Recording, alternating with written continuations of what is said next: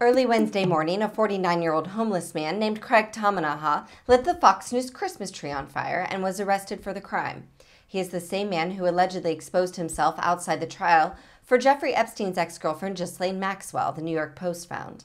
They contacted Tamanaha's father, who explained he has no control over his son, calling him a nut.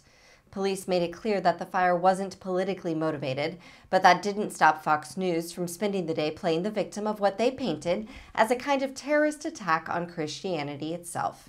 Here's a look at CNN's take on Fox's focus on the war on Christmas. This story is a crime, and Fox covered it too, extensively as the centerpiece of their news day. Sad news, our very own beautiful 50-foot Fox News Christmas tree was destroyed. Who sets a Christmas tree on fire?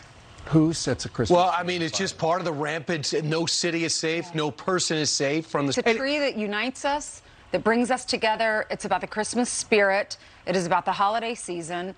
It's about Jesus. It's about Hanukkah. It is about everything that we stand for as a country. Freedom and being able to worship the way that you want to worship. It makes me so mad. No one can burn down the spirit of Christmas or destroy our resilience. A new tree is on the way. They look at the lights, and today there are no lights because somebody burned down our Christmas tree. And I hope we put it back. I mean, I hope we put it back. I hope we build it back bigger and better. Why is burning Christmas trees not a hate crime, according to the DOJ? So for someone to burn that down is just so disheartening and so sad. It's going to mean something a little different because we lost our tree and we're going to have another tree. We're going to build the tree. The tree will be back in no time. It is going to be beautiful and massive, and it is going to mean even more than it did before. Because if your tree is real in a crowded area, this thing you could burn down city blocks. But it's emblematic of cities across America that are out of control. This city has gone south when it comes to safety. We don't feel safe when we come to work in the morning. America's crime crisis hits close to home for us here at Fox after a brazen arson attack happened right outside our New York City headquarters and giving us a front row seat to the rampant crime ravaging Democrat-run cities. Serious incident. Obviously, it's incredibly scary to feel that your workplace is under attack, unless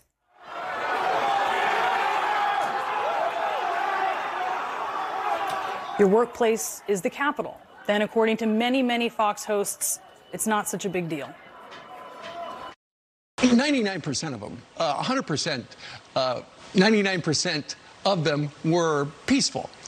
You don't see people hiding bombs or using bayonets. You see people walking around and taking pictures. They don't look like terrorists, they look like tourists. They were there to support the President of the United States and defend our republic and stand up and say, I just want a fair shake. The insurrection at the U.S. Capitol.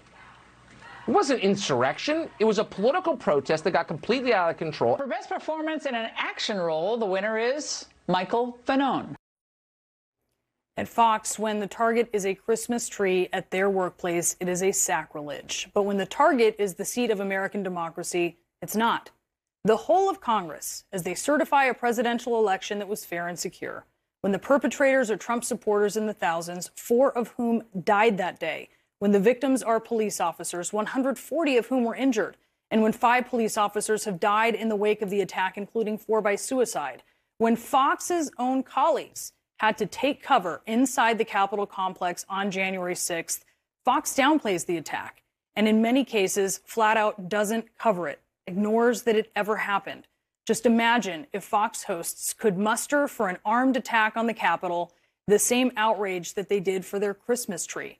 Perhaps some of the almost half of Republicans who think January 6th was a legitimate protest might actually see it for what it really was. Police officials said the fire, which was deemed incendiary by fire marshals, caused an estimated $500,000 in property damage and no one was injured. NYPD Commissioner Dermot Shea said Wednesday that Tamanaha is known to the department and has a series of low-level out-of-state arrests, possibly from cases stemming out of Texas, and drug-related offenses. He was released from jail pending his next hearing after the arraignment. Thank you for watching. Please be sure to visit us at rawstory.com. And if you'd like to see more of the Raw Report, please like and subscribe. And join others who like their news raw too.